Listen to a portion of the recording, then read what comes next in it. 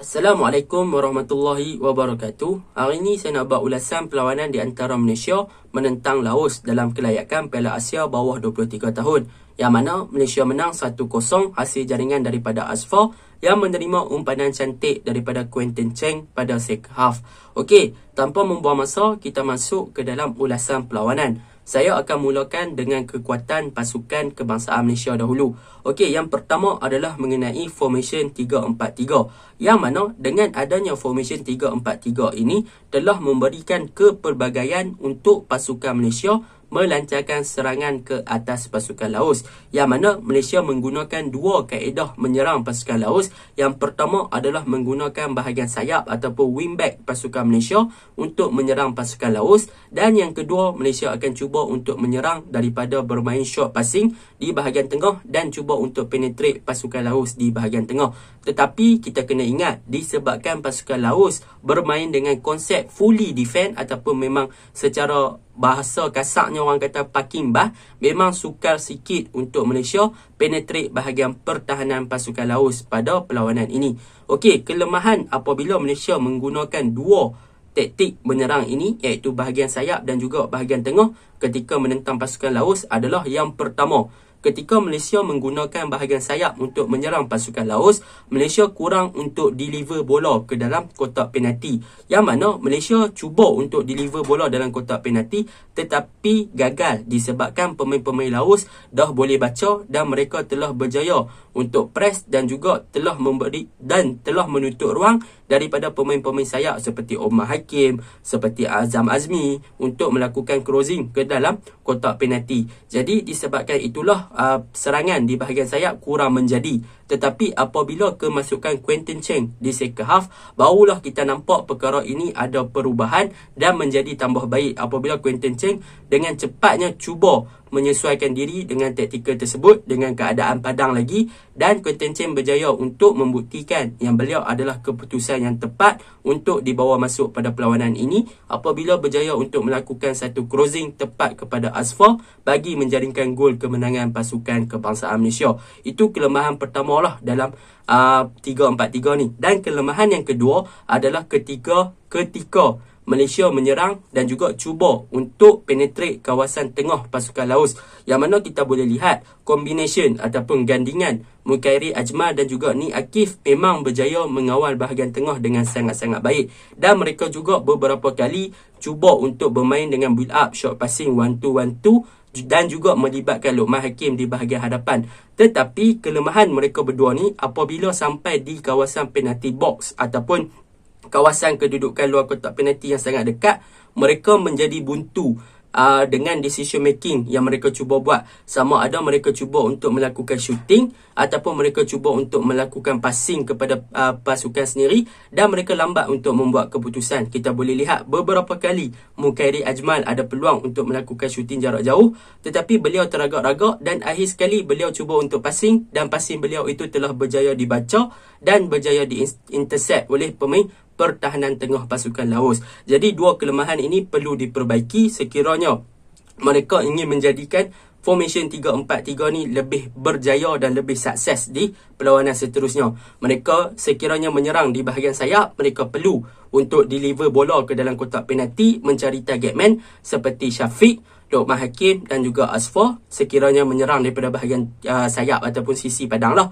Dan sekiranya mereka cuba untuk penetrate di bahagian tengah, mereka perlu lebih cepat untuk buat decision making. Sama ada mereka nak buat through passing, mereka nak buka balik kepada bahagian sayap ataupun mereka ingin melakukan shooting jarak jauh. Sekiranya mereka lambat untuk membuat keputusan dan mereka masih teragak-ragak, perkara tersebut akan merugikan peluang untuk pasukan kita menjaringkan gol. Sebab apa? Sebab pemain lawan dah ready untuk bertahan dan juga dah ready untuk membaca apa yang kita cuba buat, dan perkara tu akan menyebabkan kerugian kepada pasukan kita. Itu yang pertama lah mengenai formation 3-4-3. Yang kedua, tentang kekuatan pasukan Malaysia adalah tentang pressing. Iaitu, kita boleh lihat, back 3 Malaysia memainkan peranan yang sangat penting pada perlawanan ni.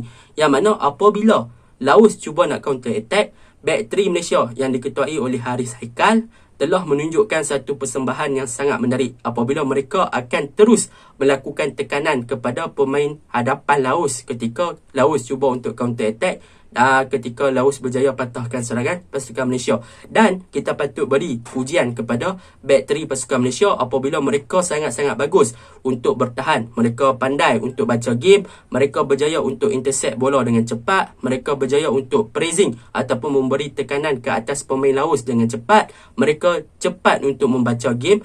Corak permainan Laos tu mereka dengan mudahnya untuk baca dan mereka dengan mudahnya boleh patahkan. Jadi itu yang kedua. Defense Malaysia memang super, memang padu, memang terbaik pada perlawanan ni. Daripada segi man marking mungkin mereka kurang, tetapi daripada segi pembacaan game, daripada segi pressing, daripada segi intercept, daripada segi perebutan bola tinggi, daripada segi ketenangan, mereka memang sempoi, mereka memang terbaik pada perlawanan ni. Itu yang boleh saya puji untuk yang kedua.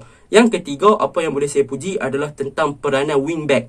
Yang mana kita tahu dengan formation 3-4-3 ni memerlukan wingback yang ada stamina yang tinggi, yang boleh untuk turun naik pada perlawanan ni. Dan perkara itu telah dibuktikan oleh Azam Azmi dan juga Omar Hakim pada second half. Yang mana mereka menunjukkan satu performance yang sangat baik. Yang mana mereka mampu untuk memberi tekanan kepada bahagian pertahanan pasukan Laos dan mereka juga cepat untuk cover balik mereka punya tempat sekiranya mereka di counter. Jadi memang wingback Omar Hakim dan juga Azam Azmi memang sangat-sangat bagus. Dan ketika second half, Brad Maloney melakukan pertukaran dengan membawa masuk Hairi Hakim dan juga Quinton Cheng, yang mana Quinton Cheng juga telah memberikan keseimbangan di bahagian kanan, yang mana beliau sangat-sangat laju untuk membantu bahagian serangan dengan buat overlapping yang lebih menarik berbanding Azam Azmi. Cumanya Azam Azmi lebih rajin lah pada perlawanan ni berbanding Quinton. Tetapi kelebihan yang ada pada Quinton adalah daripada segi crossing.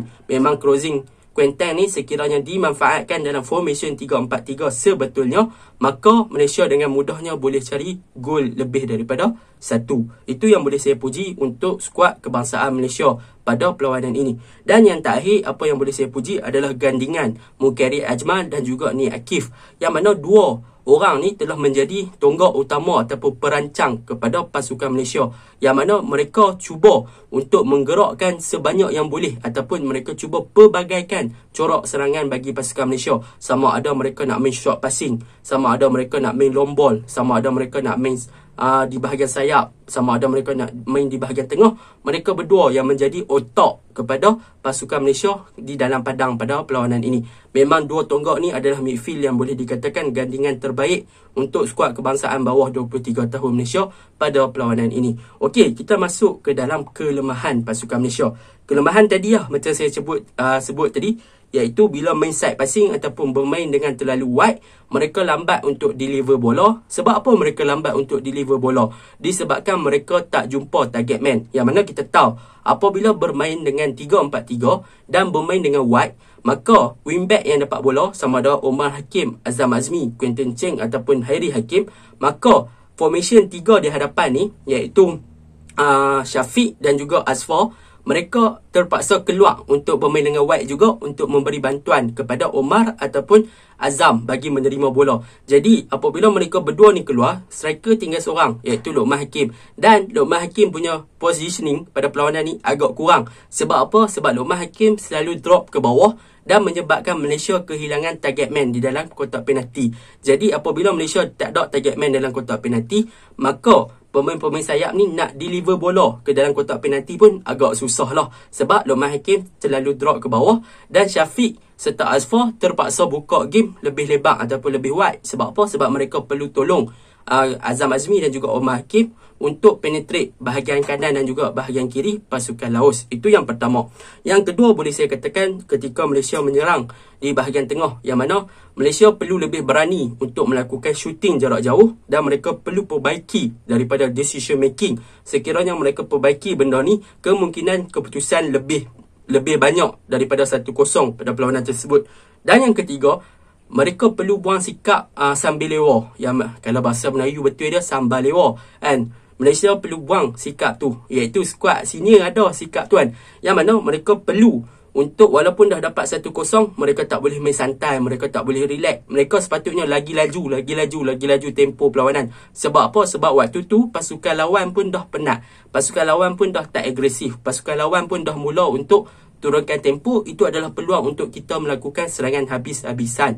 Jadi perkara itu perlu dibuang, dan mungkin itu taktikal daripada coach, saya tak tahu. Tetapi saya nampak perkara tersebut tak boleh dinormalisasikan lah sebagai pemain-pemain muda, supaya perkara tersebut tak dibawa ke peringkat ketika masuk skuad senior. Itu sahaja untuk pasukan kebangsaan Malaysia.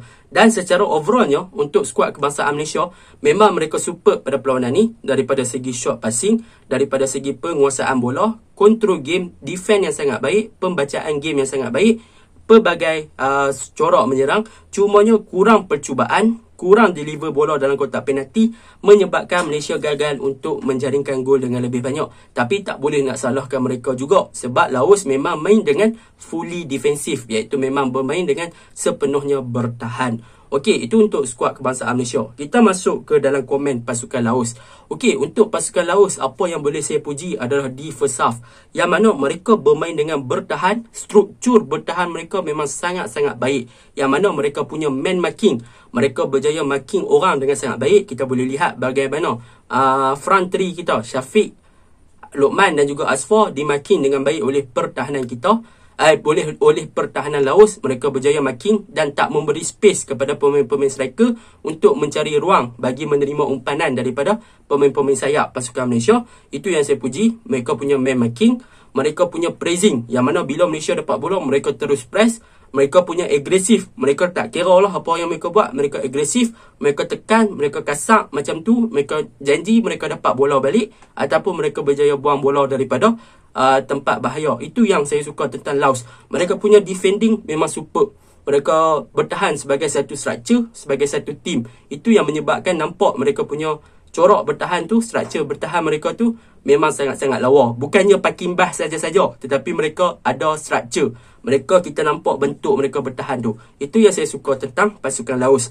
Kekurangan pasukan Laos ni adalah mengenai apabila mereka cuba nak lakukan counter attack. Apabila mereka cuba nak lakukan counter attack, mereka hanya membiarkan seorang striker di hadapan, dan mereka hanya mengharapkan kepada striker tersebut untuk melakukan individu skill. Jika yang striker tersebut gagal, maka peluang untuk mereka lakukan counter tidak berjaya. Itu yang saya nampak lah. Yang mana mereka terlalu defend, tetapi apabila attack, mereka tiada backup, mereka tiada support. Itu yang menyebabkan mereka punya corak menyerang agak kurang. Dan Malaysia pun nampaknya tidak diserang ataupun tidak mendapat ancaman yang banyak daripada pemain-pemain Laos. Secara keseluruhannya, Malaysia bermain dengan bagus secara menyerang, tetapi gagal untuk penetrate bahagian pertahanan Laos disebabkan Laos sangat cemerlang ketika bertahan dengan struktur bertahan yang sangat-sangat superb. Itu sahaja yang boleh saya katakan. Assalamualaikum warahmatullahi wabarakatuh.